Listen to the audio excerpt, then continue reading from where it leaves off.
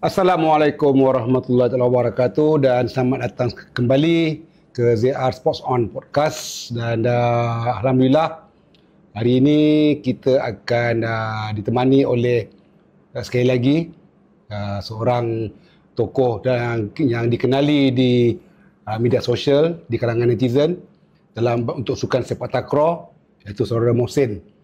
Selamat datang Saudara Mohsin, terima kasih kerana hadir pada hari ini. Kita punya tumpuan untuk berbicara pada hari ini, kita banyak fokus apa ni Sin? Banyak fokus kepada sukan C sebab hari ini saya tengok ada Thailand dah keluarkan dia punya name list player dia, line up dia. So saya harap Mohsin boleh bagi sikit gambaran lah macam mana persiapan tim takraw kita. Okey, baik, terima kasih Tuan Haji. Sukan C 2025 kali ni sebenarnya adalah cubaan kita yang saya rasa dah kali kelima lah dalam tempoh 2 tahun untuk menamatkan badi lebih 35 tahun acara pemasukan. Okey. Setelah mencuba 4 kali Kings Cup dan juga di Piala Asia dan Piala Dunia sebelum ni, kita masih belum ada ubat untuk tu. Dan kali ni saya rasa pendekatan yang dibawa oleh Persatuan Sepak Takraw Malaysia agak sedikit berbeza Tuan Haji. Kenapa? Sebab kali ni kita menyenaraikan ataupun membawa masuk 2 pemain untuk melengkapkan satu regu yang sangat popular di STL. Itu regu NS Antlers. Oh. Ya, macam tu. Okey. Sebab selama ni mereka sebenarnya tersenarai dalam senarai panjang pemain Malaysia. Tapi kerana ada isu berkaitan dengan majikan, kedua-dua pemain ni tak dapat menyertai kem kebangsaan lah. Okay. Iaitu Bizul Hayazi ataupun lebih popular dikenali sebagai John. Apik kanan NS Antlers. Dan apik kiri NS Antlers iaitu Zul Effendi atau popular dipanggil sebagai Pak Long lah. Dan gandengan mereka ni sebenarnya sangat penting sebab satu-satunya tekong kidal yang ada dalam skuad kebangsaan kita iaitu Haziq sangat dilihat boleh memberikan 100% hanya jika dia seregu dengan 2 orang ni. Alright. Jadi keputusan yang diambil oleh PSM kali ni nampaknya lebih kepada mesra peminat lah. Mesra peminat lah macam tu. Jadi harapannya mungkin ada satu kelainan lah mungkin. Sebelum saya pergi lebih jauh, nak tahu sukan si tahun lepas di Indonesia 2 tahun lepas. 2 tahun lepas di Cambodia. Yang lepas di Cambodia.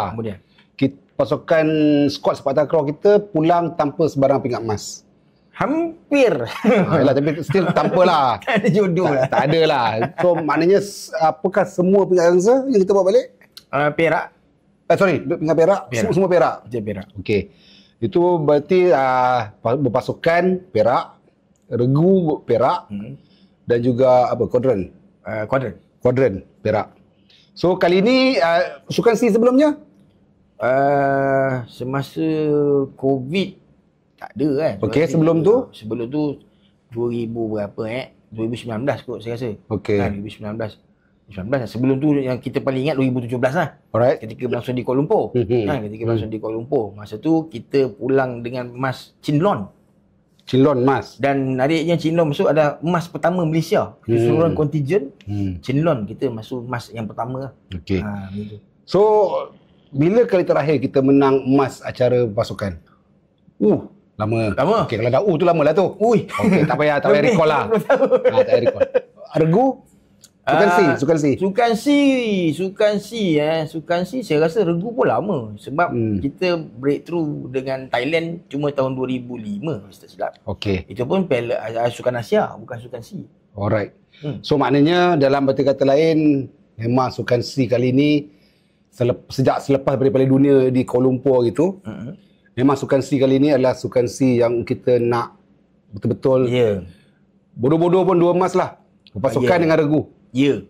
Kuadran ke Chinlon ke itu orang memang ada acara tu, tapi masyarakat Malaysia ni, fan Malaysia ni dia cuma nampak pasukan dengan regu. Kan? Kuadran ni benda baru. Apatah lagi kalau double tu semua orang tak pandang sangat. So, ini 2 pingat emas yang paling penting ni kita dah lama tak menang, dan ibu pingat emas kepada sukan sepak takraw ni adalah pasukan. Ini benda yang bukan saja di Sukan C tetapi juga di Piala Dunia, di Piala Raja Thai, Sukan Asia kita tak pernah dapat. Dan ini kali ini kita rasa kita akan macam Mohsin cakap tadi lah, nak ubah pemain. ada pemain daripada NS Atlas tu kalau dapat masuk, dia mungkin akan beri sedikit kepada tim. Berapa tinggi keyakinan kalau diorang ni semua ada dalam tim? Agak mencabar jugalah kalau kita nak cakap dari segi peratusan keyakinan tu. Sebabnya cabaran dalam acara berpasukan itu Haji ialah siapa main regu mana. Itu yang rumit itu. Okay. Kalau acara antara regu, kita tahu dah siapa key player yang akan beraksi. Tapi untuk acara berpasukan, daripada 12 pemain, mereka ni akan diubah-ubah strateginya. Siapa main dengan siapa, siapa berada regu atas, siapa regu tengah. Right. Jadi percaturan ini sebenarnya adalah satu cabaran besar lah. Dan kalau kita lihat pula, kita pula beraksi di Thailand. Situasi Thailand. Maksudnya, Thailand ada sedikit kelebihan tu Haji. Iaitu, dia dapat akses kepada maklumat siapa pemain kita dulu. Oh ya? Definitely. Sebab manager kena hantar senarai pemain. Pasal dia tuan rumah. Tuan rumah. Jadi dah tentu tuan rumah. Dia adalah orang yang terakhir boleh nak tengok lah. Dia baca lah. So mungkin dia boleh tukar saja senarai pemain mereka sesudah melihat senarai pemain kita. So kita ada cabaran yang juga dalam bentuk sebegitu sebenarnya. Okey, jom kita tengok senarai pasukan yang kita pernah ada dan paling terakhir sekali mereka disatukan untuk Piala Asia. Baru-baru ni di bulan 5. Tekong kita ada Syahir dengan Haziq.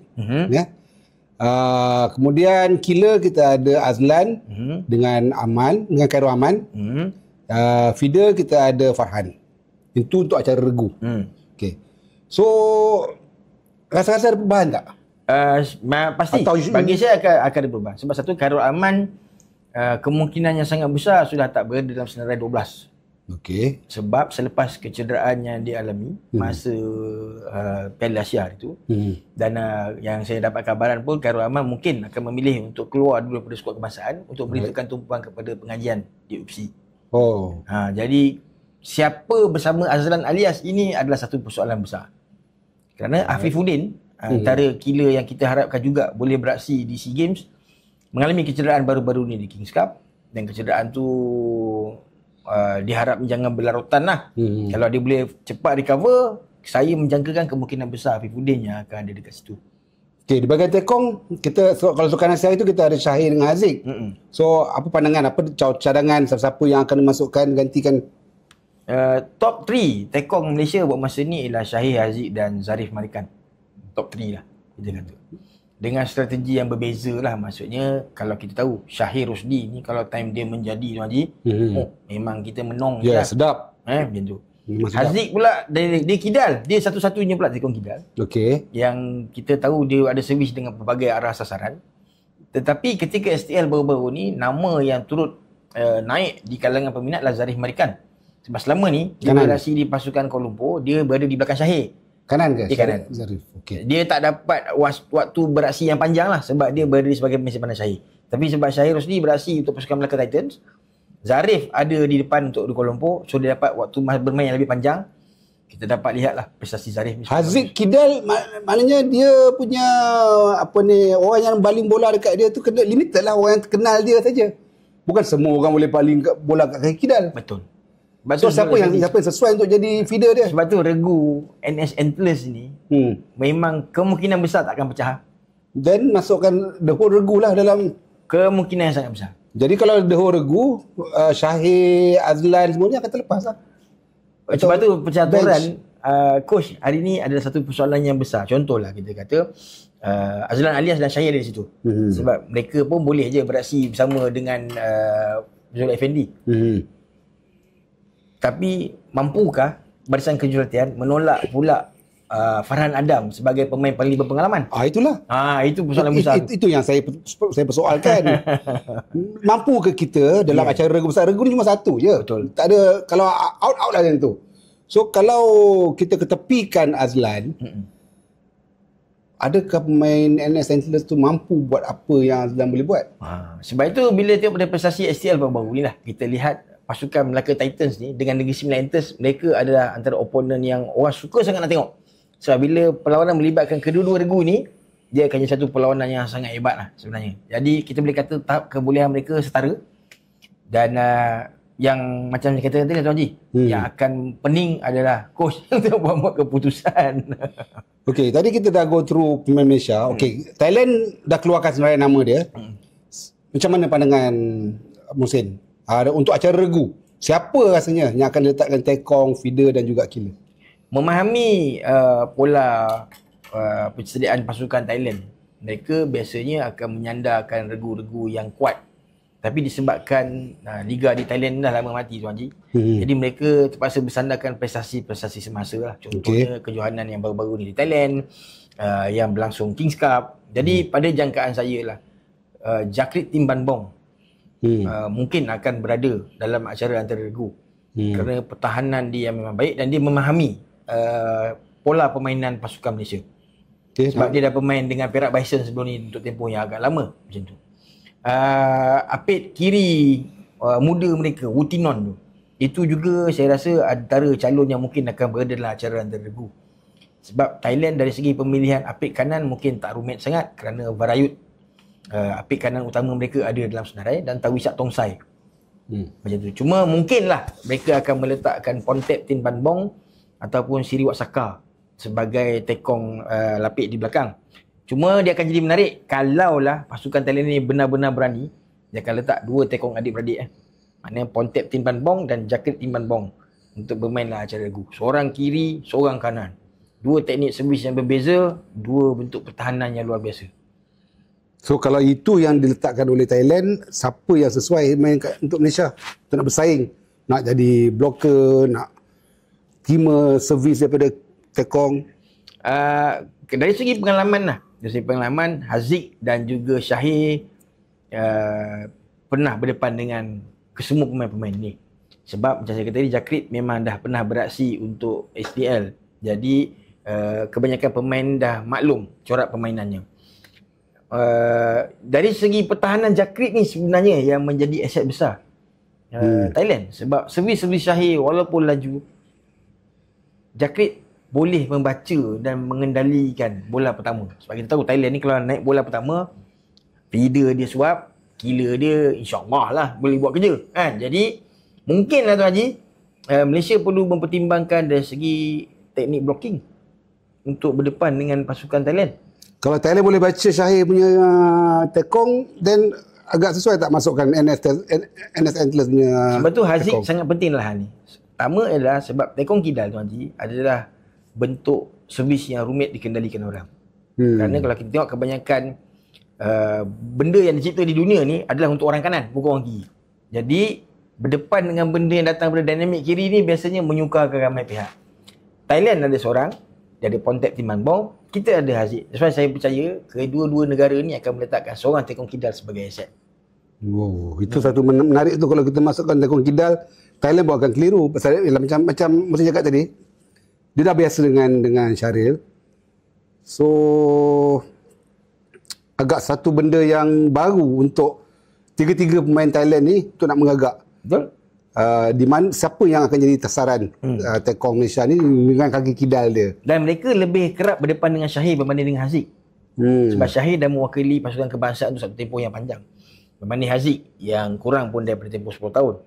Dan tolak COVID, tolak apa semua ni, Haziq boleh dikatakan kurang bertemu dengan pemain Thailand. So adakah itu akan efek pengalaman kurang tu dengan Thailand? Inilah yang diharapkan dapat diterjemahkan. Maksudnya sebab di SDL, pasukan daripada Thailand datang sini pun tak boleh bersaing dengan regu NS Antlers. Jadi diharapkan konsistensi di SDL tu dapat diterjemahkan di Sukan C nanti. So daripada segala yang kita dah bincang tadi tu, rumusannya bagi acara regu, adakah ada harapan untuk Malaysia dapat pingat emas? Saya boleh katakan 50-50. Kenapa begitu? Sebabnya kejohanan Sukan C kali ini kemungkinan besar akan berlangsung di venue yang sama di Kings Cup. Yang lepas iaitu di Hanyai. Kita berpeluang menghantar pemain ke-6 kita, iaitu penyokong lah, untuk memberikan sedikit keyakinan lah untuk pemain-pemain kita. Penyokong dia boleh mengganggu tak? Yang menariknya Tuan Haji, kebanyakan peminat sepak takraw di selatan Thailand berpihak kepada pasukan Malaysia. Itu best. Jadi tapi dia main kat mana? Selatan Thailand Narati Wat Yala semua ni. No, untuk Sukan C dia main kat mana? Dia Hanyai. Dia Hanyai. Jadi Selatan Thailand ni kebanyakannya berpihak kepada kita. Boleh pergi tu. Jadi kalau Tuan Haji tengok dalam live kalau di Facebook contohnya kan, sesama mereka pun bergaduh. Sebab peminat sepak takraw Selatan Thailand kebanyakannya menyokong pasukan Malaysia. Jadi kita mengharapkan itu adalah antara booster untuk pemain-pemain kita ni. Itu kalau ada orang datang ke stadium. Setakat Kings Cup lepas ramai. Ramai. Main kat mana Kings Cup tu? Hanya juga. Venue yang sama. So kita harapkan pasukan regu kita at least ini harapan kita sebab kita menang di Piala Dunia. So ini harapan pingat emas. Okay, sekarang kita pergi ke pasukan ni. Inilah badi besar yang kita nak kena makan. Dan 34 tahun kita tak pernah menang. 32 tahun. 35 tahun. Tak pernah menang acara pasukan di mana-mana kejohanan pun. Piala Dunia, Kings Cup, Piala Asia, Sukan C. Adakah dengan bermain di Hanyai dengan barisan baru atau mungkin kita boleh, dan tengok line up Thailand tadi apa kita boleh makan. Mungkin kita kalah regu pertama, kedua, ketiga. Cabaran besar dalam acara pasukan macam saya kata tadi Tuan Haji ialah penyusunan regu. Betul. Siapa main regu 1, siapa regu 2, siapa. Yes. Satu perkara yang kita lihat ialah kita 5 tahun kebelakangan ni kita hampir boleh menang ke atas Thailand. Bila tu? SEA Games contoh di Cambodia. SEA Games Cambodia, regu pertama kita dah menang, regu kedua kita dah menang berapa set. Kita sebenarnya dah bersedia dah pun nak meraihkan kemenangan tu bagi regu kedua, second set. Tapi seolah-olah kalau kita kata kita tengah cas telefon, wire cocok tu tiba-tiba tercabut. Kita macam, apa dia jadi ni? What happened? Dia macam tu. Akhirnya, pemain kita macam seolah hilang fokus. Macam tiba-tiba hilang pedoman, paduan. Dan bila saya tanyakan perkara inilah kepada pasukan Indonesia, pemain pasukan Indonesia sendiri, bila kita di Piala Asia baru ni, saya tanya mereka, apa pandangan pasukan Indonesia kepada pasukan Malaysia menentang Thailand? Jawapan yang diberikan oleh pasukan Indonesia kepada saya ialah, dia kata macam ni, dia kata Malaysia sebenarnya kalah dari segi fitness. Fitness? Kita kalah dari segi fitness. Kita main setara. Tapi konsistensi kita punya tenaga tu semakin ke penghujung semakin menurun. Sedangkan Thailand semakin ke penghujung tu semakin bertambah kebolehan tu. Maksudnya strategi gameplay tu Tuan Haji. Umpama kalau kita berlari pecut 100 meter, adakah kita akan pecut betul-betul 10 meter yang pertama ataupun di penghujung tu baru kita tamatkan. Macam itulah perbandingan saya boleh bayangkan. Dan saya bersetuju juga dengan pandangan pemain Indonesia tu sebab kalau kita lihat dari segi kutipan mata, 10 mata pertama Malaysia dengan Thailand mesti macam ni. Neck to neck. Kejar-mengejar lah.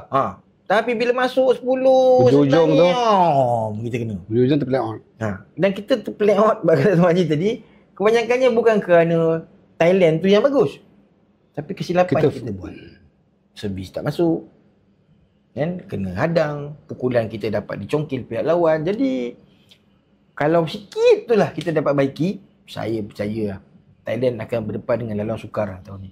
Macam mana nak kata masalah fitness sedangkan dalam rantau Asia dan ASEAN sekalipun, Malaysia sajalah satu negara yang punya liga sepak takraw yang paling produktif, aktif.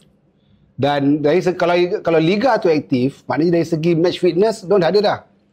Kalau body fitness, there's something wrong in the training training system.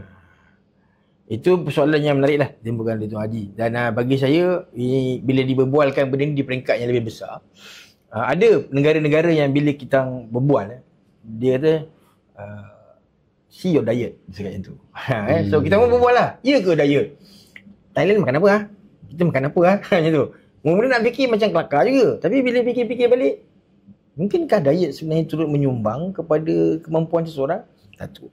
Lepas tu, mungkin persoalan lebih besar, di luar waktu latihan, bagaimana pemain kita menjaga fizikal mereka?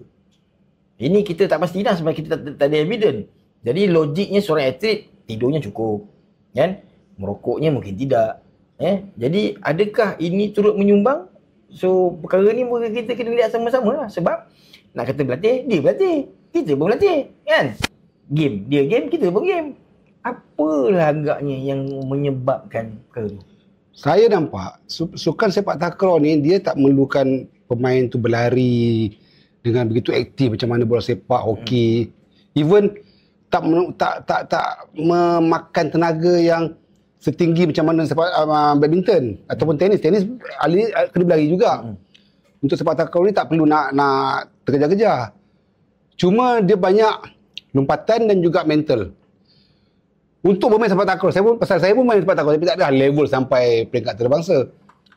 Nak berpeluh dalam sukan sepak takraw ni memang cukup payah. Apalagi main di dalam dewan kawasan terbuka. Okey, dalam dewan. Dalam dewan tu pula sekarang ni mungkin aircon. Jadi dengan pergerakan badan dan sebagainya. Jadi pemain, masalah dia kat pemain lah, diorang complacent. Diorang tak fikirkan tentang diet, macam cakap tadi. Tidur yang cukupi sebab alah main pukul aja, tunggu dia. Kalau silap sekali pukul, bola dah masuk, habis. Ulang balik, pukul lagi sekali. So ini yang menyebabkan mentaliti pemain, diorang memandang rendah. Kemudian pula mereka cuma bersedia main dengan orang Thailand je. Indonesia, Singapura, Brunei semua boleh makan lah, aku tak perlu main 100%. Mungkin itu. Cuma bila berbalik kepada dalam negara kita Malaysia ni, kita ada liga. Jadi pemain aktif bermain. Dia bukannya berkumpul hanya untuk nak main Malaysia saja. So kat situ je mereka dah start develop fitness. Tak tahulah apa masalah bila dia masuk ke camp latihan nasional. Apakah coach develop dia punya fitness dan melihat apa yang dipandang oleh Indonesia tadi tu. Adakah kita ni player fitness level match atau lebih daripada Thailand? Itu persoalan yang bagi saya kalau kita buat perbandingan juga dari segi budaya bersukan lah. Kalau Tuan Haji tengok macam Muay Thai. Fitness of Muay Thai athlete lah. Kita bayangkan macam tu keadaan. What if kalau the fitness level of Muay Thai tu juga sebenarnya kalau bukan 100% pun let's say 60-70% ada pada pemain Thailand mungkin. Jadi dan kita tahu cara latihan Thailand sebelum ni pun juga agak berbeza. Hanya kerana kita mula ada akses ke Thailand recently, kita mula tahu dinamik latihan mereka nampaknya tak sama lah dengan apa yang kita amalkan selama ni. Jadi mungkinlah dengan sedikit pengetahuan yang kita dah mula ada, barisan kerja latihan mula mengubah sedikit bentuk latihan, ataupun mungkin juga Tuan Haji cakap tadi, kita aktif di sini. Takut kita punya periodisasi atlet pula naik dan turun. Yes. Maksudnya dia peak ketika STL. Yes. Tapi bila nak pergi ke sukan C, dia tengah di periodisasi. Fitness level dah turun. Okey. Saya nak bagi contoh lah. Kalau Musin tengok final BWF World Championship badminton itu, kita punya pair mixed double Tok Iwe dengan Chen Tanji. Tengok macam mana diorang prepare sampai jadi juara. Boleh dilihat dekat badan dia. Bila Chen Tanji buka je baju dia, itu contoh macam mana body fit. Macam kita ni tak fit. Kita tak boleh pergi level tu. So bila badan fit, dia akan terselah pada bentuk badan. Maknanya dia dah prepare dah. Itulah dia tahap dia prepare untuk nak pergi ke World Championship. Itu juga dengan Aaron Chia. Kita nampak dia badan dia gempal. Dia prepare untuk nak pergi Olimpik, badan dia betul-betul kurus. Itu maknanya dia prepare. Tapi pemain takraw susah nak jumpa player yang nampak prepare. You tak macam takraw, you tak perlu muscular macam orang bodybuilder. Itu juga orang bola sepak, tak perlu. Yang boleh perlu muscular ni rugby je dengan atletik. Tetapi badan you nampak prepare. Okey. ISN sebenarnya memang ada program khas untuk beberapa atlet sepak takraw kita, untuk kita panggil buat badan lah. Antaranya Syahir Rosdi yang berada dalam program tu. Haziq, Rizwan Hakim dan Zarif Marikan kalau tak silap. Sebab mereka ni kenapa dia orang dipilih? Sebab berdasarkan test yang dia dah buat terdahulu lah. So daripada dapatan ISN setahu saya 4 pemain ni dia boleh improve lagi dengan mereka kalau masuk ataupun undergo program untuk buat badan ni, performance mereka akan mula meningkat. Ya, betul. Dan benda ni kita nampak hasilnya masa Piala Asia tu hari. Kita nampak Syahir lebih muscular. Haziq pun nampak body position dia bila berjalan, posturnya lebih tegak. Saya nampak efek tu dah mula berlaku lah untuk main sepak takraw yang mana dulu benda ni tak dipertimbangkan langsung. Ada. Kalau kita tengok dulu ada pemain yang kalau kita pun macam serius lah main Malaysia. Kita mungkin macam tu lah dulu kan. Tapi saya nampak pendekatan PSM kali ni bila dapat kerjasama yang baik pada SN, benda ni sedang berlaku Tuan Haji. Sebab tu kita nampak pemain-pemain kita badan solid. Dan killer NS Centralist contohnya, Abizul Hayazi ni ataupun John ni Ini memang kalau Tuan Haji tengok dia buka baju, alamak. Memang Macam roti pau lah, betul-betul macam tu lah. Jadi that's why kita rasa kehadiran regu NS Central kali ni mungkin akan memberi impact. Okey, maknanya cabaran paling besar di Sukan C nanti adalah masih acara regu. Pasukan jurulatih dan juga pengurusan pasukan Malaysia nanti kena prepare player supaya at least nampak diorang well prepared untuk datang untuk Thailand. Dan kalau dia ambil berat pasal komen daripada pemain Indonesia tu, maknanya fitness level diorang kena tinggi. Okey, tadi takraw, kita tinggalkan sekejap takraw. Mohsen ada benda nak kongsikan dengan semua tentang satu sukan yang jarang orang dengar tapi sebenarnya wujud dekat Malaysia ni, melibatkan 22 acara sukan. Apa dia tu Mohsen? Okey. Sama-sama tu makan lagu besar ni. Jangan biarkan sejuk, dah lama sejuk ni. Tuan Haji dah sebut pasal fitness, terus saya tak jadi nak makan. Alah, main. 25 dan 26 Oktober ni Tuan Haji, di bawah Kementerian Belia dan Sukan akan dianjurkan satu karnival dipanggil sebagai KBS Masters Games 2025. Okey. Bila sebut Masters ni Tuan Haji, sebenarnya merujuk kepada satu kumpulan usia label Masters lah. Okey. Maksudnya saya, label Tuan Haji belum lebih 60 kot saya. Dah dekat. Dalam kumpulan sasar lagi tu. Yang mana 22 acara sukan akan dimain dan dipertandingkan. Kalau ingat apa acara yang daripada bola sepak, hoki, takraw, sepak takraw, badminton, sampailah ke acara indoor pun. Okey, renang golf. Renang golf, berlari, berbasikal. Atletik ada? Ada. Atletik akan dimainkan di UPM, Kompleks Sukan UPM. Okey. Macam tu. Jadi kita akan melihat seolah-olah dia macam satu perhimpunan otai-otai bersukan lah. Kita nak cakap macam tu. Dan 22 acara ni sebenarnya bagi saya adalah satu perkara yang penting dalam sukan negara. Sebab kalaulah senior citizen Malaysia ni, tapi lah masters lah, kita tak kata warga emas lah mana yang sekitar 40 ke 60 aktif sukan, saya percaya mereka boleh mempengaruhi orang muda di bawah untuk turut aktif sukan. Senior citizen letaknya aku.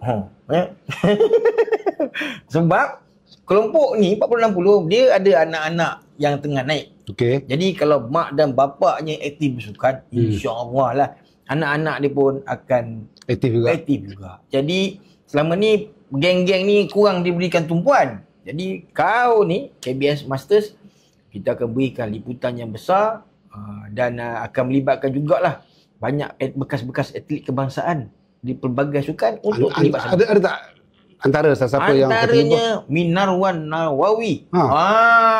Tapi kabarnya dia tak main hoki. Tu menarik tu. Saya dengar dia akan main pickleball. Allah. Saya dengar gitu. Dia akan main pickleball. Lepas tu dengarlah nama macam Amri Yahya contohnya pun akan turut beraksi juga untuk dalam acara bola sepak. Dan begitulah juga dengan sukan-sukan yang lain lah. Bekas-bekas pemain kebangsaan ni mereka akan hadir, bersaing dan bermain lah. Amri tu sudah masuk atletik lah, acara 100 meter. Dia lagi macam lipat kudung. Jadi menyebut pasal atletik. Baguslah. Minarwan dia main hoki negara. Dia main pickleball. Tapi pickleball sukan yang paling saya anti sekali lah. Sebab dia tak respect badminton, dia tak respect sepak takraw. Kita pula tergege-gege nak menyambut sukan yang dia cipta. Pickleball dia cipta USA. Dia dah time aku nak bantai pickleball lah ni. Saya langsung tak pandang sukan pickleball. Sebab ini pickleball ni adalah sukan yang dimodify oleh Amerika. Untuk kepentingan dia orang, untuk kepentingan financial. Sponsor banyak masuk sebab datang dari Amerika. Itu sebab saya kata, badminton, sepak takraw, kalau USA ada dan USA berjaya, maju, memang sepak takraw ni, Piala Dunia dia akan jadi dahsyat. Sebab kat sana ada ramai sponsor. Tapi sebab dia tak ada dan dia tak pandang sepak takraw ni, maka kita pun tak payah pandang lah pickleball ni. Sampahkan dia lah. Okey, apa ni, bila tarikh tu? 25 dan 26 Oktober. So siapa yang boleh masuk ni? Okey, pertamanya ialah KBS berpegang kepada syarat umur universal lah. Okey. Iaitu kategori Masters ni berusia 40 hingga 60. 40 ni mengambil kira pada hari kelahiran juga Tuan Haji. 24 Oktober. Secara tepat. Maksudnya mereka yang lahir daripada 24 Oktober 1965 sehingga 24 Oktober 1985. 65 hingga 85. Jadi walaupun dia lahir, umur dia katalah 40, tahun 85 contoh dia lahir, tapi dia lahir terlebih sikit lah, termasuk bulan November. Tak layak. Maknanya siapa yang lahir sebelum 65 tak dengar suara? Tak boleh. Fail. Itu dah dianggap warga emas. Tadi dia dah seniorkan aku. Kan ada warga emas kan aku pula. Okey, apa fungsi bola rotan dalam sukan ni? Untuk KBS Masters Game ni, bola rotan akan menjadi penyelaras media lah. Oh, Bagi ke-22 acara sukan tu.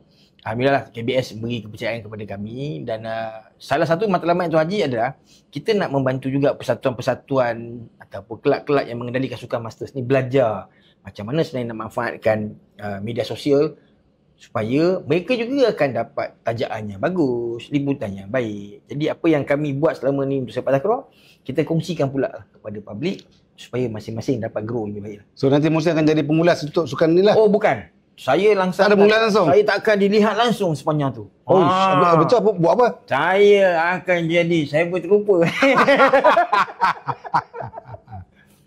InsyaAllah ZR Sports On pun akan terlibat juga. Mungkin kita tengok macam mana. Kita bergantung pada chip media untuk sukan orang tua ni. Dan sebabkan saya tak dapat nak masuk, jadi saya anggap ini sukan yang sama level lah dengan pickleball. Sama jugalah, aku tak nak pandang lah sukan ni. Okey, Gombisang pun ada lagi. Hari ni kita set up kita di dapur dan nak suruh Musin masak, tapi bahan-bahan tak sampai, kita suruh orang beli tak sampai.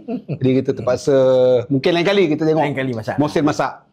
Tak tahu nak masak apa. Jadi terima kasih pada Musin datang pada hari ini dan berkongsikan satu cerita yang menarik tentang persiapan Sukan C bagi pasukan sepak takraw. Dan insyaAllah kalau segalanya berjalan lancar dan seperti mana yang Musin sebutkan, masuklah fitness player, susunan player dan sebagainya, setidak-tidaknya paling bodoh pun satu emas daripada acara regu. Tetapi kita nak dua, regu dan juga pasukan bagi sukan sepak takraw ni. At least itu akan mendorong pada barisan-barisan muda yang lain untuk terlibat sama dengan pasukan sepak takraw. Satu sukan yang tidak memerlukan kita mewariskan pemain dari luar. Pemain Malaysia sendiri pun dah berlambak kita punya calon, kita punya bakat. Kita tak perlu cari pemain takraw warisan. Kalau nak pergi warisan pun paling jauh Thailand. Itu je. Sejak Thailand pula wariskan pemain Malaysia pula. So selalu tukar-tukar, sudahnya Malaysia ada Sitapong, Thailand ada Azlan dan sebagainya. So itulah harapan kita dalam Sukan C yang lagi berapa bulan? 4 bulan lagi. 2 emas at least daripada sukan sepak takraw. Yang lain tu Chinglon, kuadran semua tu. Itu kalau ada adalah, tak ada tak apa. Tapi ibu sekali ingat dalam sukan sepak takraw ni, dalam Sukan C, Sukan Asia dan sebagainya adalah ni, pasukan. Jadi sekali lagi terima kasih kepada saudara Musin dengan datang pada hari ini dan semoga kita bertemu lagi. Majulah sukan untuk negara dan sukan adalah hak kita. Terima kasih. Assalamualaikum warahmatullahi wabarakatuh.